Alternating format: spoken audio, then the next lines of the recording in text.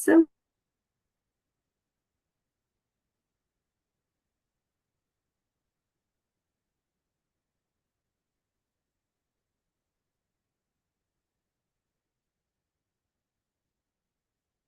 Oh, Claire, you're looking frozen to me. hi everyone. Uh, hey, Stephanie. Uh, yeah. So I think Claire was going to do a bit of an introduction, but she's looking suspiciously frozen to me.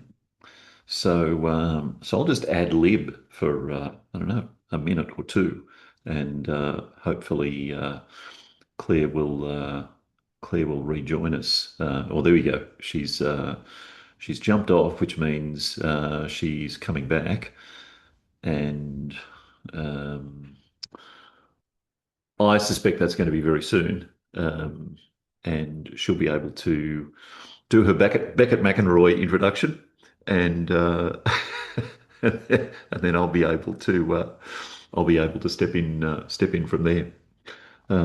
Thank you all for joining. By the way, it's nice to see a couple of familiar names here. Um, um, Especially some of you who are in my part of the world right now. Or roughly my part of the world. Being Central Europe, Western Europe, depending on where you are exactly. Um, so Claire's just messaged me to say, friends, I've just had an email from Claire. Let me see what she said. Um, my computer decided to restart out of the blue. Okay. So Claire is, I suspect Claire is on her way back, but it may take her just a little longer to join than she anticipated. So I'm going to reverse the order of things then, and Claire was going to do a very brief introduction. I will introduce myself for those of you who don't know me, and then when Claire jumps back in, she'll be able to pick up while where I left off. Michael, no problem at all. Thank you for your message. Enjoy your lunch. Don't tell us what it is and make us all jealous. For those of you who don't know me or haven't met me, my name's Simon, of course. So you can tell I'm Australian by the sound of my voice. I no longer live in Australia. I live in Madrid, Spain, which is the city that you see behind me. And Professionally, I'm a psychologist. Have been for the best part of 30 years now. And I came to coaching really via the discipline of lifestyle medicine and the underlying behavioural change that's necessary for healthcare. And that process for me started, a dozen or so years ago in a reasonably dedicated way. As I made that transition from a clinical focus in psychology to a coaching focus, I kind of fell more and more in love with coaching.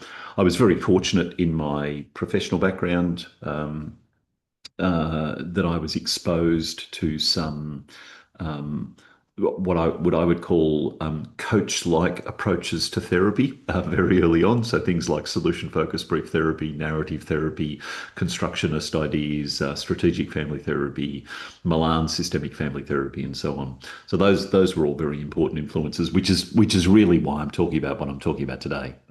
The influence of those things has stayed with me, of course. And then over the years, my interest migrated even more into coaching, into common factors theory. For those of you who might be familiar with that, I'll make use of the chat here. Eric Dehaan. If you're interested in reading about common factors theory in coaching, is certainly a really important academic voice.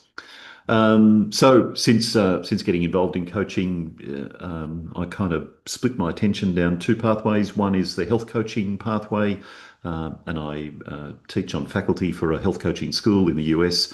And the other, of course, is the ICF pathway. So I'm currently a PCC on my way to MCC and also an EMCC senior practitioner and supervisor. Um, so that's me in a nutshell. Um, lovely visit. So many more people than I anticipated, which is really lovely. So the chat is open. Look, I really love, when anytime I'm presenting, I really love interacting with people as we go. Please don't, if you have a question or you have a reflection or something sort of grabs you or intrigues you or something infuriates you that I say, please just respond in the chat straight away, and love to engage in conversation as we go. With that, I'm going to start sharing my screen for you. We are recording this for those of you who might have joined more recently. You've probably received that notification, but I just want to make sure you're aware of that. And the recording, as I understand it, is being made available to people who registered but were unable to attend. So, let's start. So, first of all, here's my wish for you all. I really hope that as a result of this, you don't walk away feeling like a whole bunch of questions that you have been answered. If that's the case, I'm going to feel like I kind of failed a little bit. If you walk out of here with a sense of, okay, that's all clear. Instead, I really hope that you walk out with a number of burning questions that still haven't been answered, and which will send you on searches and journeys of your own. If that happens, then I'm going to feel like perhaps I was just a little bit successful at what I hope to do. We're going to do a few things. We're going to look at a bit of theory. We're going to make some definitions, or I'll share with you some definitions so that we all understand and have a shared understanding of what we're talking about. We're going to do a quick history lesson. History is kind of important here. It's not a detailed history lesson, but we will touch a little on the history of it. We'll use some metaphors. We're going to explore how you might recognize paradigm shifts in practice in a coaching relationship, and then we're going to look at the whole sort of question of inquiries that you can use and make in coaching to support your clients to develop new perspectives. I'm going to show you also how some of these ideas link up with ICF core competencies for those of you for whom that's significant. And then there's a couple of Easter eggs at the end. There's a little QR code that I'll share with you that has a specific function that I'll tell you about, and hopefully we'll have a bit of time for questions as well. So to start with, what I'm going to encourage you to do is this: just take a moment right now. Recall a time in your life when your own map of life or work or relationships or anything else that you might be using changed significantly. And I'm going to encourage you, don't overthink this. Whatever's first in your mind is absolutely fine, and it can relate to any one of these domains. And as you have that situation sitting in your mind, I'm going to invite you also to reflect on some of these questions, and do feel free to take a quick screenshot of this or take a photo of these questions so that you can come back and refer to them later. What did you have to do at that time your map shifted? What did you have to do? What did you have to not notice if you were going to keep that old map working? As you experienced that shift, how did it impact what you did day to day? As you began to let that new map emerge, did you experience that as more of a loss or more of a relief or gain, or perhaps a little bit of both? And if you were able to start developing a new map for yourself? How did that evolve? If it did, how did that map continue to develop for you over time? And how have you shifted or changed with the new map versus the old map? So I'm going to just leave those questions to percolate with you for some time. And as I said, I encourage you afterwards to continue reflecting on those. Let's start with a couple of definitions. We're talking about paradigms, and the title of this presentation is Paradigms Lost and Paradigms Gained. What's a paradigm? Well, it's essentially how we make sense of ourselves and the world, how we create meaning, and how we understand our own identity and our own possibilities. Um, we can also use, if you like, the word heuristic, the shortcuts or the models that we have for understanding how the world works and what we can do in it and how we can interact with it. The other key terminology that I want to clarify here is orders of change, because that's central to this webinar as well. Orders of change, as I'm defining them, and I think there'd be a reasonable amount of agreement here. Elements of a conceptual framework which distinguish incremental adjustments in parts of a system from the structure of the system and its rules, from the rules for the operation of the system. So you can see there's kind of three major orders of change that I've named there. And I'm going to give you a working definition now for each of those orders of change, first, second, and third. Then we're going to go to the history lesson and just understand where these came from. So if we consider for a moment first order change and what that is, first order change essentially is a behavioral change that relies on the existing paradigms or models that we have. So how we make sense of ourselves, how we understand possibility, and how we create meaning. So in other words, for first order change, none of that changes. All of that stays exactly where it is. We just do something different. First order change tends to react to a particular problem. It leaves lots of structures and cultures and beliefs exactly where they are. And first order changes tend to be simple but short term. And importantly, a first order change in one part of a system can create a problem in another part of a system. Um, it's the visual metaphor that I sometimes use here is that idea of running round an above ground pool that's starting to collapse. And if you prop up one part of the pool, then the water sloshes to the other side. You've got to run round and then prop up that part of the pool, and the water sloshes again. So you're forever chasing yourself if you're only focused on first order changes. So an example of this in practice might be a person in a workplace who's missing deadlines, so their manager introduces closer monitoring. There's the behavioural change, closer monitoring and reporting.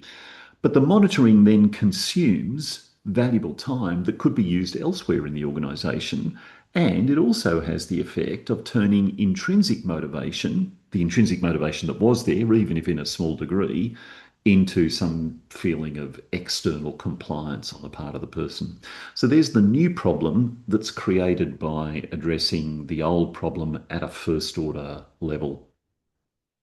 If we think about a second order change for a moment, this is a change in the belief or context, so it tends to be longer term and have a more distal focus. It can address problematic ideas or problematic beliefs or practices. Second order change tends to recognize circular causality in systems as distinct from linear causality. And second order change also may conflict with existing paradigms, and the problem may not immediately cease. So once we start talking about second order change, we're starting to look a little differently, and that different look sometimes means that we start to change our thinking and our orientation a little bit. And it doesn't always mean that whatever we said was the problematic behavior immediately changes.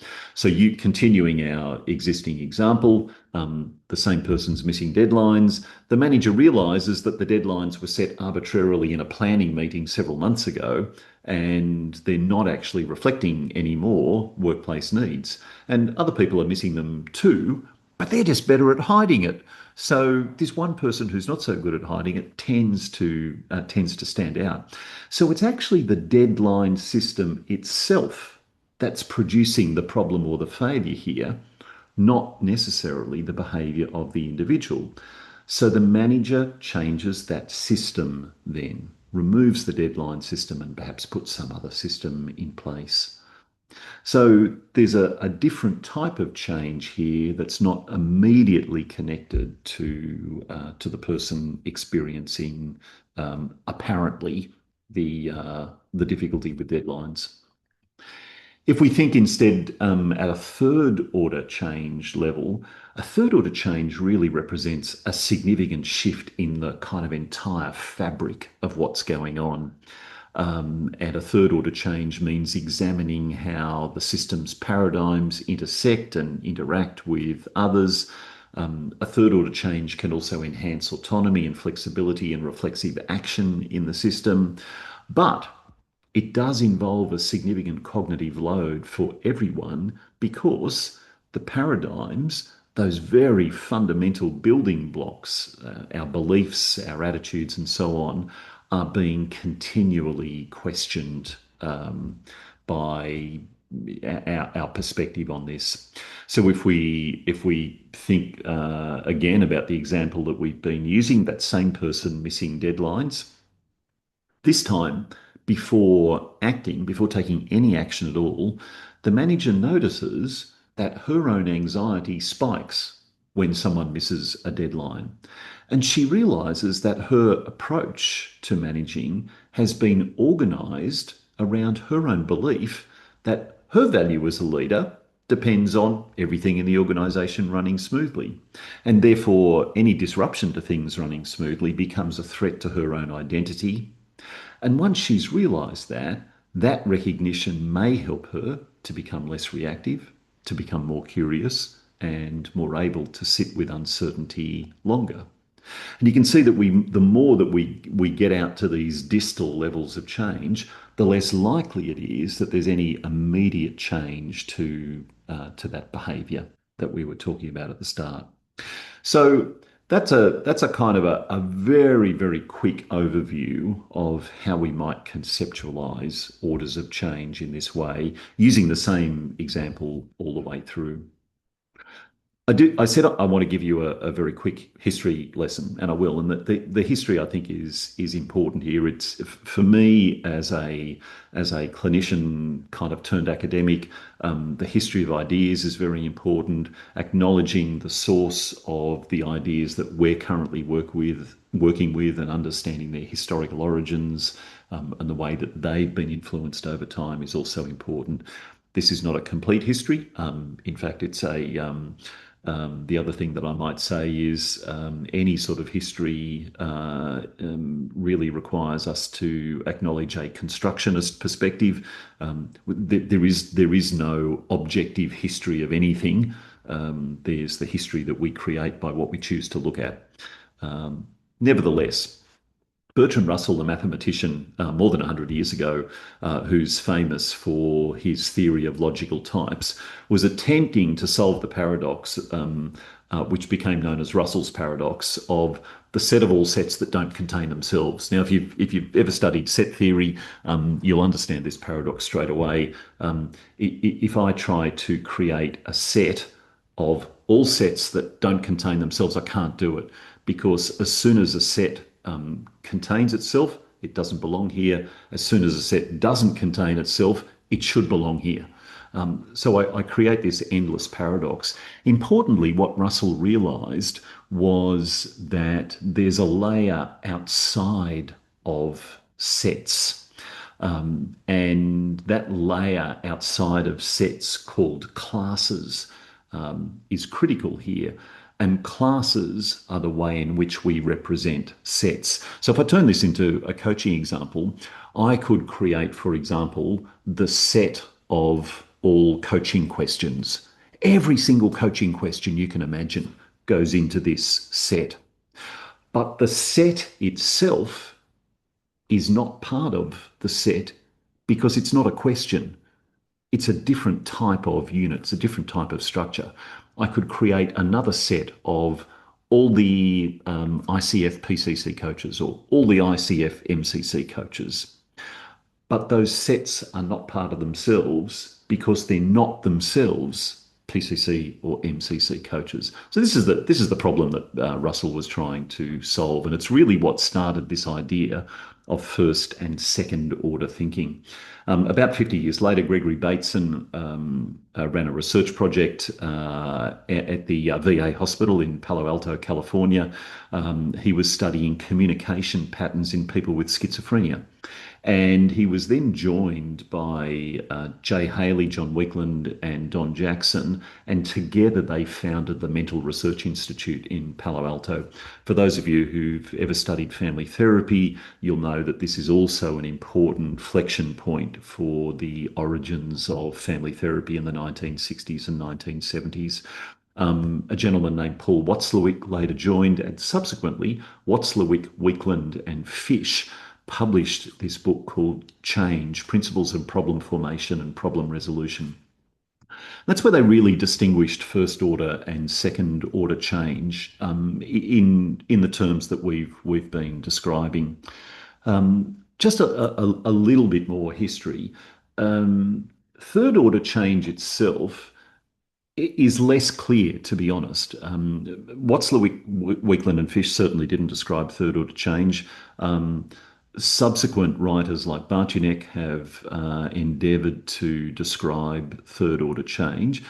There is some lack of clarity about what that might be, but people are certainly endeavouring to get that clarity.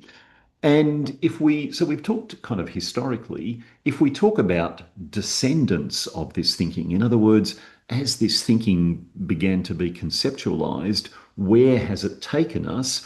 We can see elements of this flowing out in things like Bowen's family systems theory, in Milan's systemic family therapy, narrative therapy, existential therapy, acceptance and commitment therapy, and in fact, any constructionist idea at all. We can see evidence of third order change. So there's been this kind of arc from 120 years ago where, thinking about these differences began and it got fleshed out in the middle of last century and has continued to develop and diverge into our sort of modern thinking. So we end up with this kind of, if you like, sort of taxonomy of change, as it were, with the first order change, the minor adjustments within the existing systems, the second order change, the shifts that alter the underlying beliefs about the system and structures, and then finally those really transformational changes that affect the overall goals and principles and values of the system. If I use a different metaphor, I could say this: a first order change means changing the route that you're taking. A second order change means changing the map. Now, for those of you who are familiar with aviation, and I have a background as a pilot as well, that's an aviation chart. If you're flying an aeroplane, this map is tremendously useful. If you're trying to walk in that area, which is around San Francisco, that map is not useful, and this map is. This map will give you much more useful information if you're walking around the Bay Area.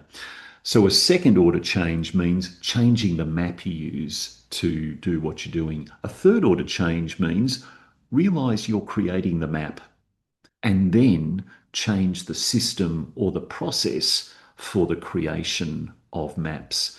Now, that doesn't immediately address your question about how to navigate, but it does ultimately influence your perspective of what you're doing. So out of all of these ideas, first, second, and third order change, Which is the best one in coaching? And that's a reasonable question to ask. And the short answer is none of them. None of them is the best. The other answer, of course, is all of them. They're all the best. And the none and the all depends ultimately on the perspective that you're using and the purpose that you're aiming for, the objective that you're aiming for in what you're doing with a particular client. The whole, or the really important principle here, I think, is that we understand that change is multidimensional in this sense, and or perhaps to maintain the terminology, multi-ordered rather than multi-dimensional. So we often talk in healthcare, for example, about behavioural change, but what do we actually mean? Do we mean acting in a very immediate kind of way on a particular behaviour that a person's engaged in? Or do we mean acting on systems and structures that make it more likely that a person is going to be able to engage in a particular behaviour? Or do we mean acting at the level of meaning and intention and value to support someone to reorientate their whole thinking to what they're doing and ultimately engage in a behavioural change? Again, there's no clear right or wrong answer to any of that. But the important part for us as practitioners is that we're able to develop that perspective for ourselves and then carry that into the work that we're doing. I'm just going to pause and take a sip of water. We're kind of at a flexion point here, so we're about to change direction ever so slightly and look at something else. But I'll invite you just to let some of those ideas sink in. Feel free to drop a reaction in the chat if you would like to, or if you have a question that you want to ask, just drop that in the chat as well, and be happy to come back to that shortly. All right. So. Let's now start to consider the question in a coaching relationship, um, how might we be able to tell that someone's paradigm is beginning to shift? In other words, they're starting to transition across those orders of change. They're moving from one order to another order, or if we think about a third order perspective, that they're actually moving around that kind of world, if you like, of third order changes. There are lots of telltale signs that we can look for in coaching, and to be quite frank, I'm certain that you have encountered many, if not all of these, in your coaching work with clients. It may be that you haven't framed them to yourself, though, as indicative of the beginning of a shift of a paradigm. Or maybe you have, in which case, kudos. But let's spend a bit of time just examining the ways in which we might become aware that someone's internal paradigm, the story they tell themselves, the organizing beliefs, the values, and so on, are starting to shift. In other words, we're beginning to see the beginning of a third order change. The first of those is any sort of confusion of language or language of disorientation. I don't know what I think anymore. I mean, that just doesn't make sense to me the way that it used to. And people often say this when they feel like they've let go of an old framework, but a new framework hasn't yet coalesced for them. It hasn't come together in a way that they can grab a hold of and make use of. Sometimes we hear people making self-referential observations. I notice that I'm doing that thing again where I blah, blah, blah. In other words, what they're actually giving voice to is the idea of I'm observing myself. And if I'm observing myself, then I'm standing outside of the system of myself to the extent that I can to be able to do that. And that means that I have a chance to see myself constructing meaning as I go. A third way is evidence that someone is rearranging their own schema. For example, you might hear someone say, well, actually, I used to think it was this or this, but now I'm not even sure that that distinction matters anymore. In other words, whatever way they previously framed something feels like it's lost its relevance to them. And they feel the need or the urgency to develop a new way of thinking about or framing this. Sometimes you'll hear a client engage in what I've called temporal revision. Um, in other words, they'll say, now that I think about this, I'm not sure that this has ever really been about such and such a thing. In other words, what they're doing now is revising their whole schema back over time. They're not just saying it's changing now, they're saying, hmm, I feel like perhaps my schema hasn't really matched for quite some time. My schema's been out of step with what's been going on for some time. Other ways that you might see these perspective shifts are in meta language that a client uses, meta meaning over or above. I keep calling it a problem, but I'm not even sure that's the right word for it now. So your client's searching for a new description for what they're experiencing. Sometimes it's framed as a reduced sense of importance about something. It's strange. I know I came to you talking about that, but that particular thing just doesn't seem as important to me anymore. Just doesn't seem to matter so much now. There's been some shift inside the person about how they're valuing their perspective on this or that thing, and whatever seemed big doesn't seem so big anymore. And interestingly, this is a little bit reminiscent of a Jungian idea, which is the idea that we don't actually in life we don't actually solve problems, we simply outgrow them. And as we grow as humans, as we grow as people, the problem stays as it is, and therefore, relative to us, shrinks in size. So the problem itself starts to look and feel different to the individual. Sometimes you might hear your client express a greater tolerance of not knowing. It's not really clear to me yet, but that's okay. Happy just to sit in this uncertainty for a while. The old paradigm's gone. Don't know what the new one's going to look like, but that's all right. Let's just stay where we are. And sometimes it even expresses itself as humour. I can't believe that I used to think that. What was it? What on earth was I thinking? I just can't believe I used to see it that way. Kind of a self-aware laughter. The key distinguishing marker of a shift in paradigm is that the client's speaking outside of a frame from which they once spoke inside. And going back to Russell, about whom we spoke earlier, this is what Russell would call a logical type shift. And a practical example of this is that a dog can learn that a bell signifies food. But at the same time, that dog can also learn that a sound has meaning.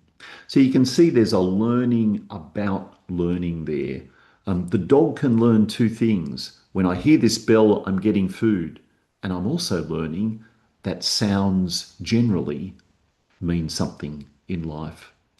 So that shift in thinking, that shift in framing, is the way that we can really recognise that someone's beginning to experience this sort of shift. So, what do we do as coaches, or what can we do as coaches if we begin to recognise this? Well, the first thing that we should do is don't collapse the moment. Don't race for behavioural change. So, what are you going to do about this? Well, now that you've had this realization, what can we do to take a step forward? As soon as we do that, we've sort of lost that moment, as it were, and it's being pushed into a lower level first order change. Simply sit with and be curious about the shift. What does this mean to you? Um, as you reflect on this, when were the first signs that this was starting to stir for you? What might this mean for you from here? And so on. And I'll share with you some more examples of inquiry shortly. In other words, hold the space for the person. And this idea of holding space comes from largely from Harrison Owen and open space technology. And if you want to search for some more information on that, it's readily available.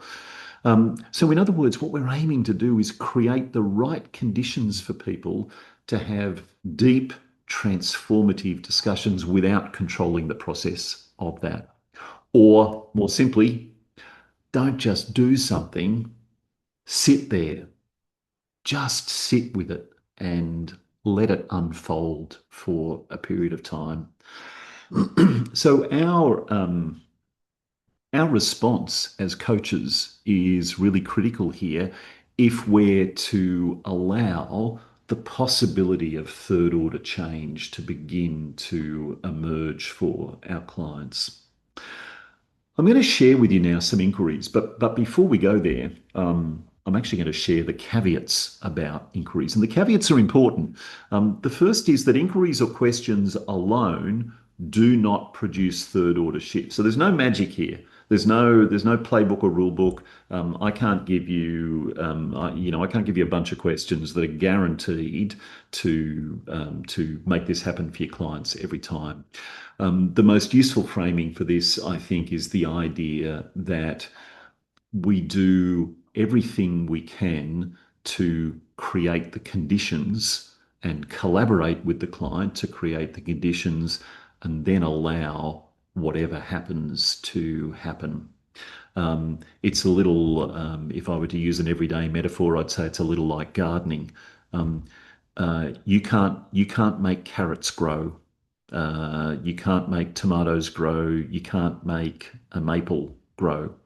What you can do is create the conditions that allow that carrot to do what it's designed to do, grow long and skinny in the ground. Um, that's the very best you can do, create the conditions. After that, it's not up to you anymore. And that same idea, I think, applies here. One of the really important things to remember is that it's the relational container between us, the container between coach and client, the timing, the client's emotional state that are the significant drivers of third order change. Questions work best when they're asked genuinely from a place of your own curiosity, not simply as a technique. If you're using questions as a technique, then you're already missing, I think, some of the value of questions. And I've written and published extensively on questions and questions in coaching and therapy. Questions are extraordinarily powerful, and I've hinted already at my own constructionist perspective and the origins of that for me, and the importance I place on language and the way questions are framed and so on. And they must come not just as words, but from a place of genuine curiosity for us as practitioners. And finally, if you're asking a question as a coach and you're still operating within a particular framework, then that question will likely be experienced as quite jarring for your client. It sort of won't fit for them. So, while questions are really valuable and important, we do need to be mindful that they're not a panacea and they're not guaranteed to produce outcomes. The very best thing that they can do is to create conditions, if you like. So I've divided types of questions into 5 different categories. Don't worry too much about this slide. It's really there for my own mental organisation. I'm going to show you each of these categories one by one. The first category is questions that target the framework that the client is using. What would have to be true about the world for that to feel like it's the only option for you? Or where did you learn that this is what change actually looks like? What are you assuming you would lose if that belief turned out to be wrong? and so on. You can see, I'm not going to read them all to you, but you can see that these are inquiries which invite the client to reflect on their own framing of a situation and to examine that differently. This is not a question that leads to an immediate behaviour change.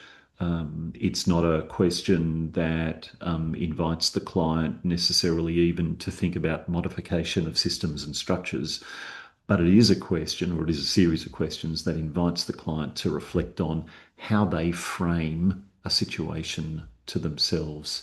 And you, look, questions are a bunch of words put together. These are questions that I happen to create for this purpose. They're not mine. I don't own them. Please, clear if you're. I'm happy for the slide deck to be distributed to people who are here. Do feel free to take these, experiment with them. You know, play around with them, put them in your own language, swap words out, and so on. This is how we all become really adept at making powerful inquiries in coaching. A second category is inquiries that invite the person to observe their own internal processes. How do you know when something counts as a problem for you? In other words, what are the internal signs that you see or you recognize in yourself when you're flagging something as a problem? What has to happen before you give yourself permission to see something differently? How do you decide what counts as evidence that something isn't working? Inviting the client to examine their own processes for determining what they do and why they do it and how they do it. That's a second category of what I would call third order promoting inquiries. These don't lead to third order change, but they do help to cultivate those conditions that we've been talking about. A third is questions that help the person to surface rules and their own beliefs behind the behavior they engage in. What rule are you following that makes this the right response? Or if you imagine yourself 10 years from now, looking back at this period of time, what would you then say that you were guarding closely now? What were you stopping from happening right now? Or what would others say it would mean about you if you stopped trying to fix this? Or to harken back to the point we made earlier that everything has a cost, what's the cost of the solution that you keep trying to put in place here? And that often invites clients to adopt a less of a black and white and more of a nuanced perspective about their situation. The fourth category is questions, and I've used some terminology that harkens back to Russell here. Questions that introduce productive or useful logical type confusion. In coaching, we don't want to deliberately confuse our clients. We don't want clients who are at the end of the session saying, "What? I've got no idea what you're talking about." On the other hand, we can ask some useful questions that really help our clients to say, "Hmm, okay, I don't know." In fact, just as an aside, if you have the experience of being in dialogue with a client and you ask a question, and your client responds fairly immediately by saying, "I've no idea. I've never thought about that before." Sit with that moment.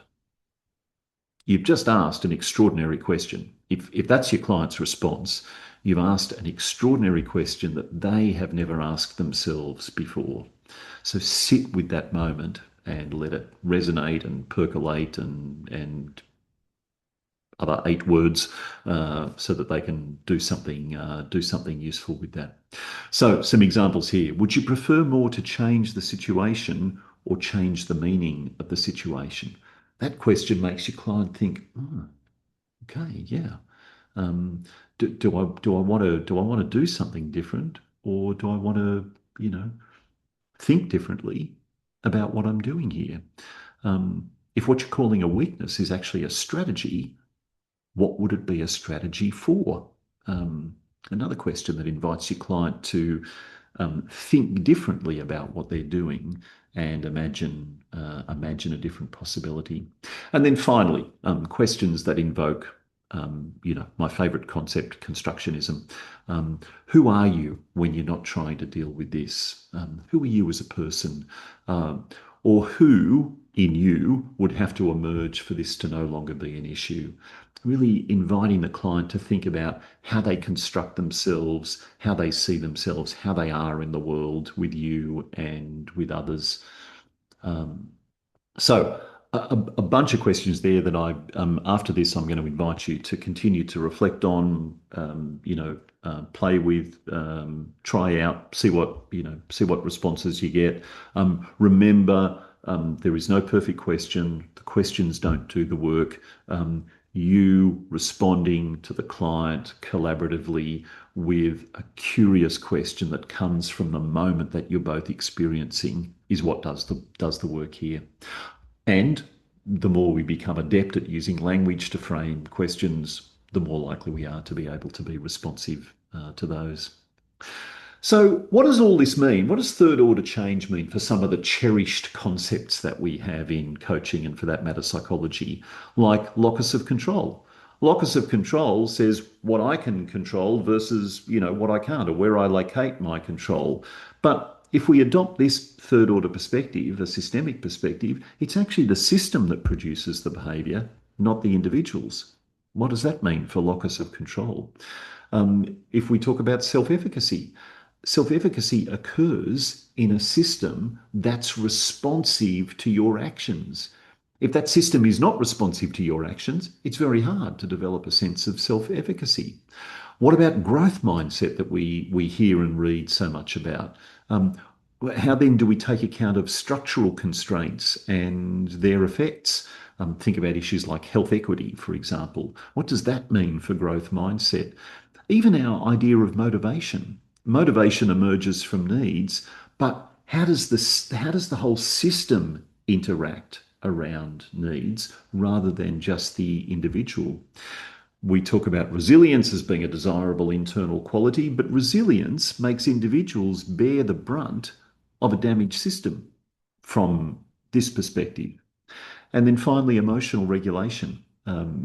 Again, we tend to laud the idea of emotional regulation, but in fact, emotions are just data about a system. They're just feedback about what's going on that help us then to make decisions about what we do next. So, one of the dangers of beginning to adopt a third order perspective is that we may have to question some of the things that we tend to kind of hold on quite dearly. And to some extent, that means that we're at risk of losing our own religion here. And some questions for you to reflect on. How do you know when your own paradigms as a practitioner are starting to wear out? Um, what paradigms are not available to you because you're still using others? You're using others that preclude you being able to use this. Not all paradigms are mutually inclusive. Sometimes if we work from this perspective, we have to say, well, that doesn't make any sense now within that perspective. So what might be going on there for you? And if you could clear out some old and unhelpful understandings of what you do, what would you have to guard against from invading that space in an unwanted kind of way? Notice I'm not asking what would you invite into that space. You could ask that question if you want as well. But the way I'm framing this is what would you have to be careful doesn't invade that space that you've just created for yourself?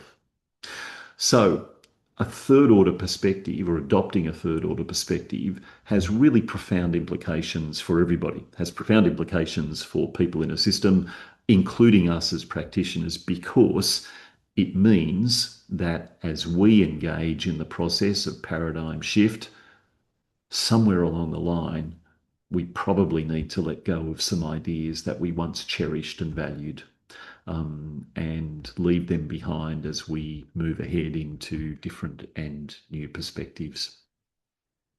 Um, I'm not going to go through this slide in detail, but I do invite you, if you want, either to take a screenshot of it or just wait for the slide deck. All I've done here is, bear in mind, this is just my perspective only. There's nothing authoritative about this or right or wrong about this. This is my perspective on where I think ideas about third order change can map onto some of the ICF core competencies. So the number of the competency is there, and then just my own explanation for what I think might be going on there with third order change. So if ICF is significant to you and you want to understand more about that, then I encourage you to continue that reflection work. And if you still want more, there's lots of great reading resources. One of the authorities, of course, is Gregory Bateson himself, Steps to an Ecology of Mind, published well over 50 years ago now. There's the Watzlawick, Weakland and Fish book that I mentioned earlier. Donella Meadows, one of the contemporary voices around systems thinking, who's been extremely influential for me. She's now passed away, but her work, Thinking in Systems, is a wonderful piece of work. Keegan and Lay, some of you, well, many of you, I suspect, will be familiar with that, Immunity to Change, and Bertrand Russell's original work, which I've put there just because I've mentioned him a few times. It would seem churlish not to acknowledge Bertrand Russell at this point. If you're interested in going even further, that QR code will take you to two things. It'll take you to a Google Drive, and on that Google Drive is another paper by Donella Meadows, which I really encourage you to read. It's called Leverage Points in the System, and it's a powerfully instructive paper about thinking about orders of change.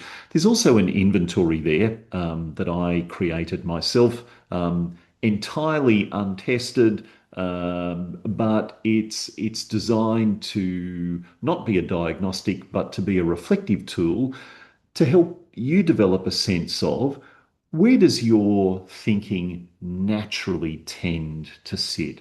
Do you naturally tend to sit in a first order or a second order or a third order framing? Um, and again, it's not wherever you sit is right. There's no best place to be here. It's simply to help you reflect on what your own natural orientation is, and therefore to consider further what are the options that are available to you. As you take that inventory, I really encourage you to respond quite impulsively to the questions in there. Don't overthink those. Just whatever's at the top of your mind, respond in that way, and then you'll be able to score that for yourself and just use it as a reflection tool, which is what it's designed for. And I'm just seeing a couple of emails from some of you just asking for share permission. I thought that should be right. So, but look, I'll check the share permissions, and I'll make sure that those of you who have requested it will get it. One final thought to leave you with. We've talked about first, second, and third order change. First order change is change the behavior. Second order change is changing the systems and structures. Third order change is acting on the beliefs, the values, the goals of the system, and shifting those paradigms. If there were a fourth order change, what might that be? And I've done a bit of thinking about this, and again, there's no right or wrong to this. Well, in fact, there probably is. There's probably a lot of wrong, maybe just a little bit of right. But if there were a fourth order change, what might that look like? And I've suggested here that a fourth order change might be the ability of a system to self-referentially, in other words, with no external influence, self-referentially revise, generate, and transcend its own paradigms to continuously evolve its own identity and values and meaning and purpose. I'm leaving that with you as just a final thought. to the best of my knowledge, there's nothing written or published about fourth order change. Maybe conceptually it doesn't even exist. But for me, the idea of being able to self-referentially continuously revise, generate, and transcend paradigms is a pretty intriguing one. So I'll leave that with you. And Claire, we've got a few minutes left for inquiries and discussion for those of you who might like to engage. I'm happy to stay past the top of the hour as well. If so, I don't need to jump off right at the top of the hour. But Claire, beyond that, I'm happy to let me stop sharing, and we can all see each other on the big screen again. And let's see. There's a couple, let me just see. Couple, Linda, thank you. Stephanie. Oh, Stephanie, I apologize. I missed some of these. I had the chat open, but it didn't kind of flash up numbers for me. Um, I never saw it that way. Oh, okay. I think maybe, Stephanie, that was in relation to one of the ideas that might show shifts. Michael, curious about the relationship between the orders, assuming they're not linear. Is it more like a transcend and include relationship similar to vertical development? Yeah, really interesting question, Michael. I tend to, and I'll just share with you my own perspective here. I tend to think of the orders as nested, bit like those tables your grandmother has. Um, or those dolls that you buy. Yeah, kind of the first order is nested within second, which is nested within third, and so on. So I don't know whether that sheds some useful light on that question for you. I hope it does, and I also hope it hasn't answered it too directly, because my goal here is not to answer questions. Um, if you walk away feeling clear about this, then I have definitely failed. Um, Linda, thank you. Appreciate that. Christine, likewise. And Garda, thank you. Claire, you've dropped oh, you just said your computer crashed. Okay, got that. All right. Well, Claire, happy to go wherever people want to go now. Yeah, so Simon, sorry my computer crashed and I missed the first 8 minutes. Fascinating topic, really got me thinking. I can feel it here with my brain on overload there. Um, so I've got to dip off shortly, but has anyone got any questions? Because Simon is happy to stay around. Do you want to take yourself off mute if you've got a question? Yeah, either way, take yourself off mute, or if you prefer just to drop your question in the chat, please feel free to do that as well. Oh, I have one. Sorry, Yeah. my English is not so well. I'm from France. Uncertainty is something coming very usually in subject in coaching, and you say how we have to make the shift like progressive. And at the moment, I am coaching somebody who's totally frightened about uncertainty. So if you had a little tips, because your presentation was so great and very valuable, thank you so much. Oh, merci. Uncertainty That's of life, uncertainty of everything. Some people are freaking out about that. Well, first of all, Christine, thank you for your very kind words. I appreciate that.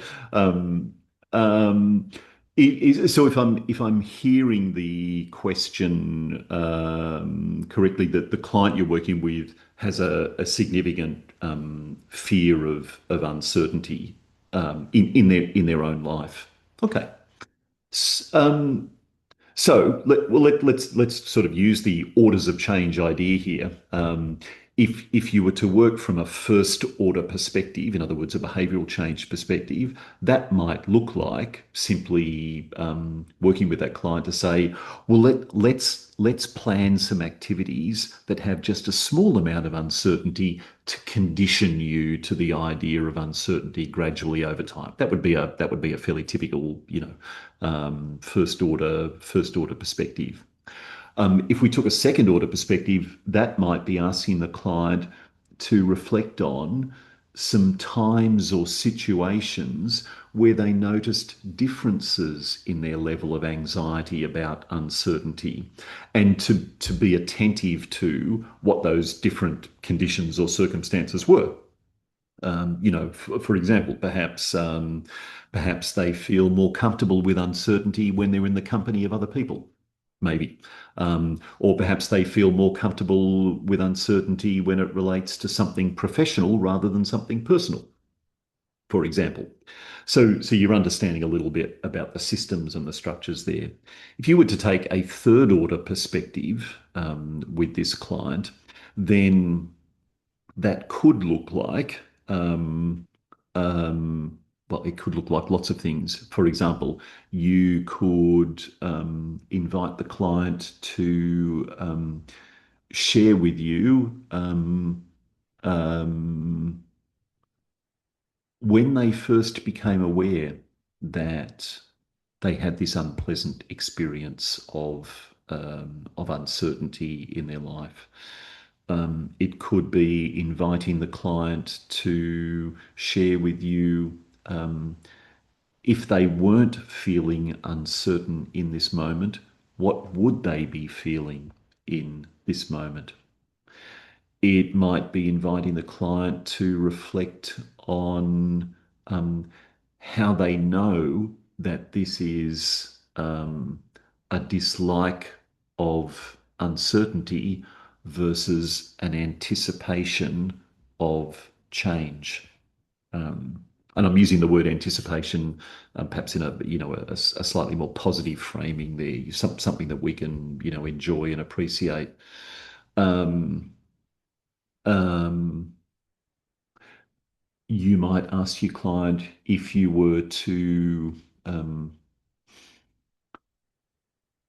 if you were to be able to tolerate uncertainty more, what would you then have to tolerate less than you are now? And a question like that invites your client to sort of more closely examine their own belief system and how that works and how they arrived at it and so on. Christine, I wonder if you could just share with me the extent to which some of those ideas might be, might have shed a bit of useful light for you there.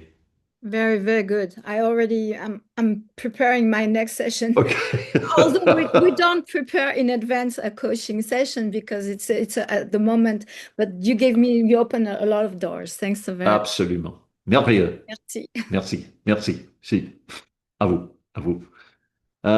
Wonderful. Thank you, Christine. Other questions that folks might like to ask?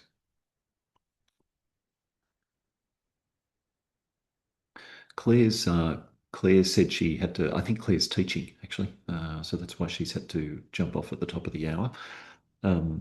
But Stephanie, thank you.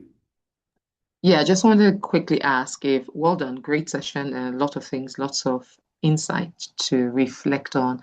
I like that you started by saying you hope we do not go with answers, and it's quite a good one. Yes, questions. So just wanted to ask, is it possible to get the slides that you present just to ruminate further, if it's possible to have that? I think that Claire is going to share those Oh, with fantastic. the recording. I think in the event that she doesn't, do feel free to. I'll drop my email address in the chat Great. here. Do feel Yes, free to email me directly, and yeah, absolutely fine. There you thank you. go. And for though I know I'm connected with some of you on LinkedIn. LinkedIn is about the only social media I inhabit. So if you would like to make a connection there, please please feel free. Go ahead. I'd love to be part of your network. So um, yeah, you can reach me that way as well. Yeah. Uh, any other questions?